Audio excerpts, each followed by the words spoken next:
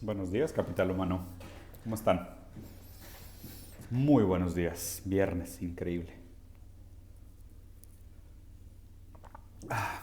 Se enfrió mi café, maldita sea. Estaba en una junta y se enfrió un poquito el café. ¿Cómo están? Vanessa, buenos días. ¿Cómo están? Luis, buenos días. ¿Qué tal los trata el viernes? Oigan, voy a hacer una dinámica poquito diferente. Normalmente abro yo todos los periódicos y los estoy leyendo una hora antes de hacer el review, pero hoy tuve una junta con mis socios y no alcancé. Entonces vamos a hacer un live reaction, a ver qué tal, a ver qué pasa. Van a ver cómo me sorprendo positivamente o negativamente de las cosas sin haberlas leído antes. Vamos a ver, ¿ok? A ver qué está pasando con el mundo. Reforma, ¿de qué están hablando? Elevan presión trumpista en Arizona, aventaja a Trump en Pensilvania y Georgia. Sí, normal, güey. Esto lo vi ayer también. Esto está interesante, vamos a abrirlo. Miren, esto pasó ayer, de hecho fue muy extraño. Trump salió a dar un speech en tele pública y a hablar sobre los resultados de las elecciones. Y literal lo cortaron de la tele. Fue algo muy extraño que no había sucedido algo antes en Estados Unidos. Salió a hacer puras acusaciones completamente mirabolantes de que fue fraude, de que no estaban contando bien, que los votos legales eran republicanos y los votos ilegales son demócratas. O sea, este es el sueño de los fascistas. El sueño de los fascistas es que tienen derecho a votar aquellos que están a favor de lo que yo digo. Y los que no están a favor de lo que yo digo no tienen derecho a votar. Prácticamente este es el sueño de todo buen republicano, lo cual se me hace predecible de esta derecha mundial que es una porquería, güey, que deberíamos de abolir. De hecho, ya sé cómo voy a terminar, ya sé qué aprendizaje les quiero pasar al final. A ver, vamos a ver. Biden toma liderazgo en Pensilvania, la elección todavía no se acaba. Unbiased journalism. Pensando que si la gente es racista porque no ganó Biden, este está interesante también. Ahorita hay un tema pesado de los migrantes musulmanes en Europa, ¿no? Y digo, la verdad es que ha sido un tema controversial durante años. Ahorita yo tendría mucho cuidado con el tema. Estuve viendo indicadores de la cantidad total de migrantes que existen en Europa de manera histórica y si lo ves en porcentaje de la población, prácticamente se ha mantenido igual.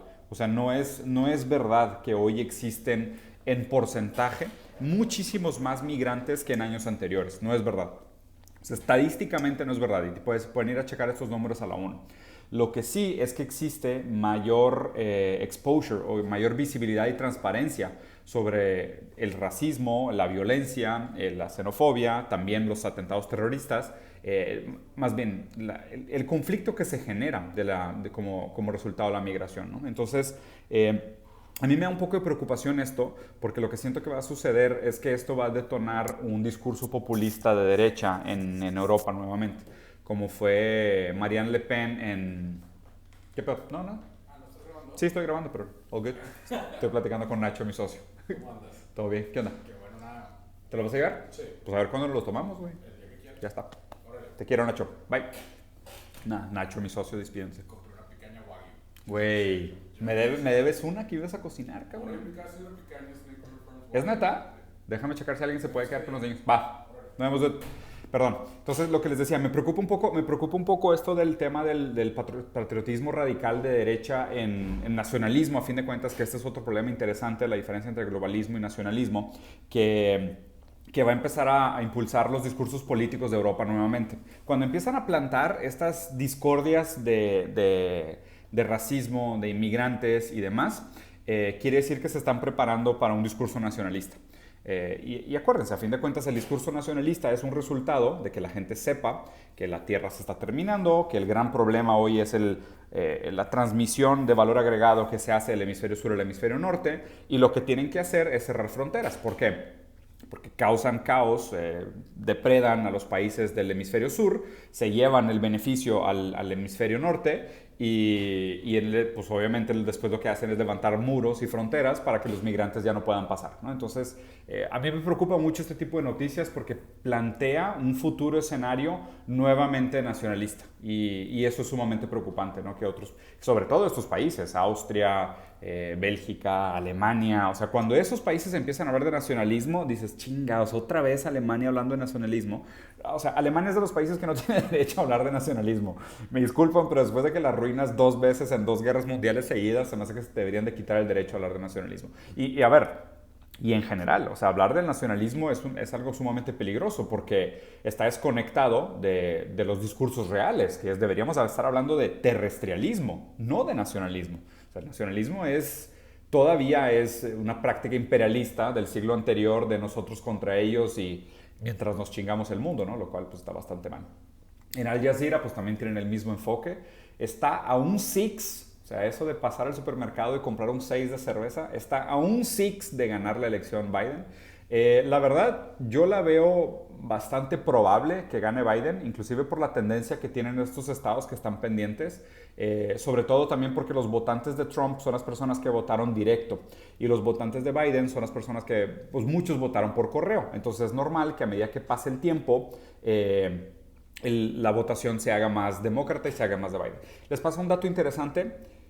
Un candidato republicano nunca ha ganado una elección con mayoría de votos. Siempre ganan por votos electorales. O sea, acuérdense, ¿no? Estados Unidos no es una democracia directa en el sentido de, bueno, en muchos sentidos, pero uno de los principales es que tienen colegios electorales. Entonces, no gana el que tiene mayoría de votos, porque, a ver, o sea, Biden le saca 4 millones de votos a Trump, pero no es suficiente. Lo que importa son los votos electorales, que son los pequeños distritos que muchas veces, la gran mayoría de las veces, no representan la mayoría democrática, la mayoría de las personas, sino que es algo raro entre territorio, espacio, número de distritos, número de condados, que es una manera que encontraron los republicanos de mantener su agenda, que nunca ha representado a la mayoría democrática, relevante dentro de la política americana. Porque acuérdense, o sea, Estados Unidos no es una democracia, es una república. En Wall Street, vamos a ver si normalmente Wall Street lo que hace, y muchos periódicos, esconden las noticias importantes como en terceras y cuartas notas. O sea, obviamente lo principal es esto, lo que todo el mundo está viendo. Esto es gerrymandering, es el tema de que les comentaba que los estados todos están como subdivididos en condados y luego cada condado tiene subdivisiones y es un tema súper complicado. Los statements de los dos abrieron el hocico antes de tiempo, es una estupidez. O sea, la verdad es que qué bien le haría a Estados Unidos tener elecciones aburridas, sería increíble. Pelosi, me vale, Essay, Postal Services in order to search for remaining ballots. Pues claro, el hecho de votar por correo no es nada nuevo, pero ahorita lo están haciendo como parte fundamental del por qué no funciona, ¿no? Probablemente va a haber un tema de reconteo, o sea, Trump seguramente no va a aceptar la elección y hay que ver, porque ahorita hay una división interesante dentro del Partido Republicano, donde algunos republicanos sí están apoyando a Trump en su decir que la elección es un fraude, pero también muchos republicanos ya se están alejando de él, porque creo que va a dejar un muy mal sabor de boca para los republicanos. Y digo, y acuérdense que la historia siempre la cuentan los victoriosos, ¿no? Los que ganan. Seguramente lo que va a pasar es que cuando pierda Trump, el Partido Republicano va a decir que bueno, estábamos hartos de Trump, no es lo que queríamos, no representa los valores republicanos tradicionales, qué bueno que terminó, vamos a construir un nuevo Partido Republicano. Digo, que me preocupa mucho, que hay que ver qué es ese nuevo Partido Republicano. O sea, me encantaría que la aguja entera del mundo se moviera más a la izquierda. Y no quiero ser radical en este sentido, aunque sí sé que teóricamente y entiendo el por qué el capitalismo es irreformable. Tampoco creo en las revoluciones, o sea, no soy trotskista, o sea, tampoco soy maoísta, ni stalinista, ni leninista. Soy marxista en el sentido clásico de la palabra del materialismo histórico, o sea, del materialismo dialéctico, pero no creo en las revoluciones. Es muy interesante porque me parece que son muy dolosas, muy sangrientas y no necesariamente aseguran un futuro mejor. Lo que sí es que creo que la aguja en general se debería mover más a la izquierda, lo cual haría un bien enorme al mundo. Y si esto es lo que podemos conseguir ahorita con Biden, pues es lo que vamos a conseguir con Biden, aunque la verdad es que cambia muy poco porque sigue siendo una hegemonía corporativa a grandes rasgos, ¿no? Y pues creo que Wall Street lo refleja muy bien. Ya, de hecho, ayer estuve platicando con otro muy buen amigo mío que trabaja en la Bolsa de Valores.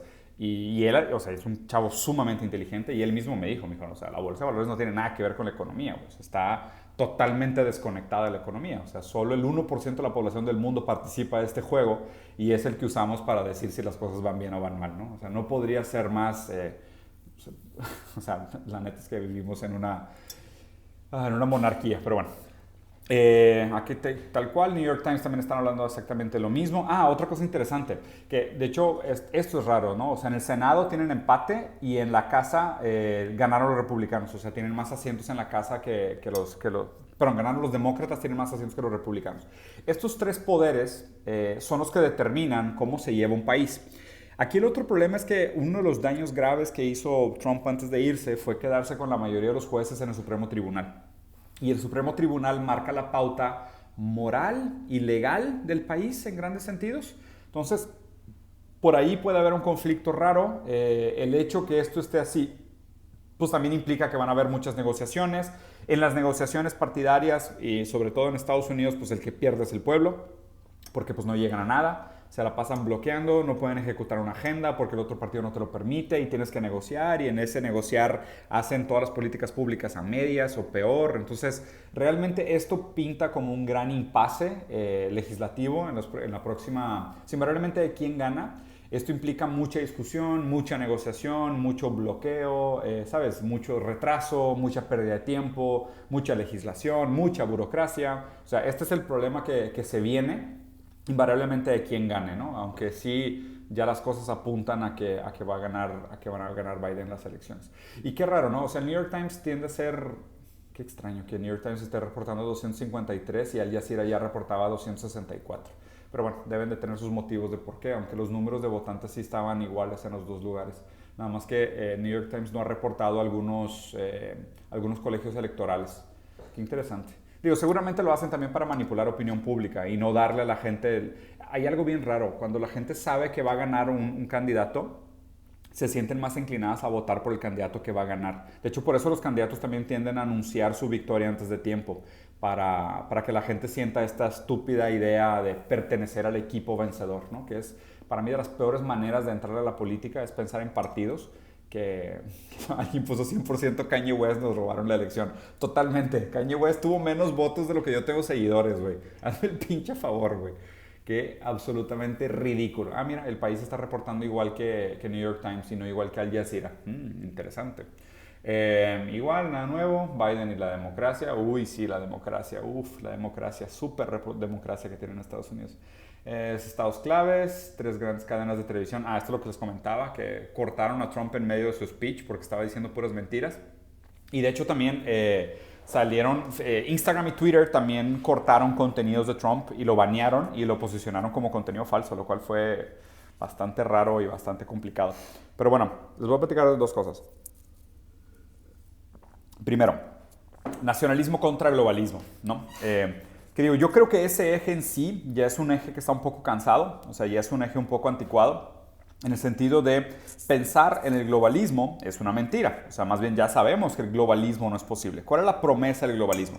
El globalismo lo que nos prometía es que si abríamos los mercados y hacíamos intercambio a nivel global, la calidad de vida del mundo iba a subir de una manera más homogénea. Entonces la intención era, si logramos ejecutar un tipo de globalismo, lo que estamos poniendo como estándar es la calidad de vida de la clase media de un país desarrollado y tratar de ejecutar a esa clase media en todo el mundo. Entonces, ¿por qué se muere el globalismo? Por lo que dijo Greta Thunberg, aunque no estoy en nada de acuerdo con ella en muchas cosas, pero el globalismo no funciona porque ahorita sabemos que para que todo el mundo tenga la misma calidad de vida que la clase media americana, necesitamos 5 veces el territorio de la Tierra. Entonces, no, el globalismo es mentira, no se puede hacer globalismo. Entonces, la antítesis del globalismo es el nacionalismo, es America First, ¿sabes? O sea, todas estas intenciones de poner a mi país primero. Es nosotros vamos a ganar, vamos a meternos otra vez a estas guerras de trade, de tipo cuánto exportas y cuánto importas, para ver si estás recibiendo más beneficio que yo de las ganancias, de los intercambios comerciales y demás. Entonces, el nacionalismo viene acompañado de una serie de ideologías muy peligrosas, como el fascismo, como la xenofobia, como el racismo, ¿no? O sea, como todos estos pensamientos de, pues si yo tengo que construir un tipo de orgullo nacional, esta identidad nacional que me determina, que me hace distinto a los demás, pues también implica un cierto tipo de odio. Porque para que la gente ame su país, tiene que construirse esta narrativa de que es un país especial, de que es un país que tiene características sumamente distintas a los otros, ¿no? Y de hecho, Lo raro de hablar de nacionalismo, que digo, yo estoy de acuerdo con Schopenhauer en este comentario de que es para los ignorantes de los cuales no tienen absolutamente nada de qué enorgullecerse, se enorgullecen de su país, del cual no escogieron dónde nacer y ni siquiera son capaces de determinar qué es lo que los hace únicos. Siempre que conozcan a un nacionalista, y estos nacionalistas hablan de no, pues que esta gente viene a amenazar el espíritu de mi país, el espíritu americano, el espíritu mexicano, el espíritu chileno, ¿sabes? El espíritu colombiano que está invadido por los migrantes de otros países y demás.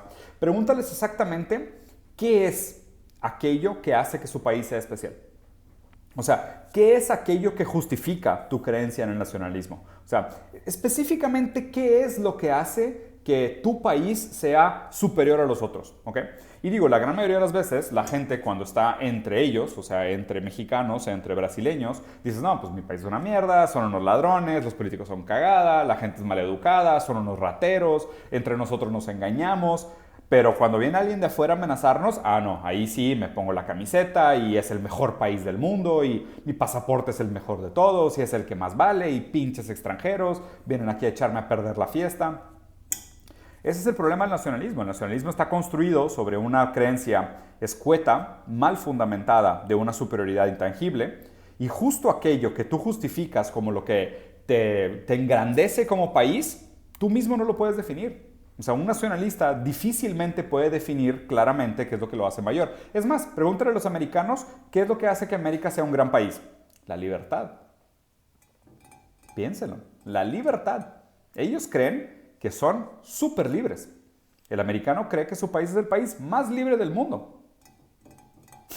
Y vean las elecciones. O sea, vean cómo se conducen las elecciones en Estados Unidos. En Estados Unidos, si tú vas a la cárcel, pierdes el derecho al voto. ¿Sabían eso? Piensen eso en el sentido de cuáles son las comunidades más marginadas, las comunidades que más... obviamente no todos los crímenes se cometen por condiciones materiales, ¿no? O sea, algunas personas, algunos criminales sí realmente lo cometen con intención de lesas intenciones, o sea, con intenciones de cometer dolor en otros, de infringir dolor en otros, de matar, crímenes pasionales y demás, ¿no? Pero la gran mayoría de los crímenes son crímenes de necesidad, que es algo muy feo. Los crímenes de necesidad se dan porque la gente nació y creció en condiciones de miseria. Entonces, ahí se levanta una pregunta chistosa, que es, oye, y aparte, cuando cometes un crimen, pierdes el derecho a votar. Entonces, naces y creces en condiciones de miseria que te llevan a cometer actos criminales, porque, pues digo, no hay oportunidades laborales, hay una pérdida enorme de la fuerza laboral en Estados Unidos, y además, cuando entras a la cárcel, ya no puedes votar. Entonces ya no tienes derecho ni siquiera a opinar sobre aquellas condiciones materiales que te llevaron y te condenaron a la violencia, a la criminalidad. Qué interesante, ¿no? O sea, es una manera como del sistema de protegerse de que justo aquellos que son víctimas sistemáticas de tener condiciones materiales indignas no tengan derecho a votar para cambiarlo. Y aún así el americano se autodefine como el país de la libertad. Qué raro. Pero bueno, los dejo con esta reflexión. Es viernes, no los quiero aburrir demasiado. Oigan, la verdad es que ayer no posteé casi nada porque estaba muy cansado. El día del webinar me tomó demasiado tiempo, le metí demasiada energía a esa cosa. O sea, sí se me hacía un tema muy importante y que quiero seguir trabajando de muchas maneras. Después de abrir los ojos en este sentido de que la tecnología no es algo neutral, sino que la tecnología es algo que se diseña, yo mismo empecé a tomar una serie de posturas referente a cómo uso redes sociales. O sea, por ejemplo, los domingos prácticamente no uso redes, trato de no abrir ninguna red social. Otra cosa que hice fue que limité mi tiempo de uso de redes sociales en todas las plataformas. Otra cosa que hice es que en lugar de usar todas las plataformas, eliminé las plataformas que usaba menos o las plataformas que no necesitaba. Entonces, por ejemplo, a veces es difícil justificar de decir de que, oye, ¿sabes qué? Pues que salte de Instagram si realmente no te interesa, ¿no? Me es difícil, obviamente por términos de pues, lo que me gusta hacer, el hobby, lo que he desarrollado, obviamente algo también profesional ahora, que pues, también es una fuente de ingresos, pero las otras redes sociales que usaba menos, por ejemplo, estaba streameando en Twitch, ¿no? Y Twitch me quitaba mucho tiempo, se conectaba poca gente y era algo que no me daba tanto beneficio. Entonces dije, pues ¿para qué sigo en Twitch? Entonces cerré Twitch, ¿no? TikTok también, o sea, no es lo mío, no soy de esa generación, ya soy completamente ultrapasado, soy un boomer. Bueno, soy millennial, pero late millennial. Entonces dije, no, TikTok, pues tampoco nunca voy a entrar a TikTok. Y en otros formatos también pensé de que, oye, pues, ¿para qué me meto a otras redes? Entonces empecé a enfocarme en las cosas en las cuales obtengo más resultado con menor inversión de tiempo. Y me parece un poco más prudente, ¿no? De poder dedicarle más tiempo a mis negocios en el mundo real, a Foodlosofía, mi empresa, mi agencia de consultoría, a mis socios, a mi familia, obviamente a mis hijos, a mi esposa, que es probablemente lo más saludable. Y les recomiendo mucho. Digo, el webinar se quedó grabado, es gratis, sigue estando abierto. Si lo quieren ver, vayan a revisarle. Y tan, ahí se queda la información. Ojalá les sirva, ¿vale? Gracias, nos vemos. Adiós.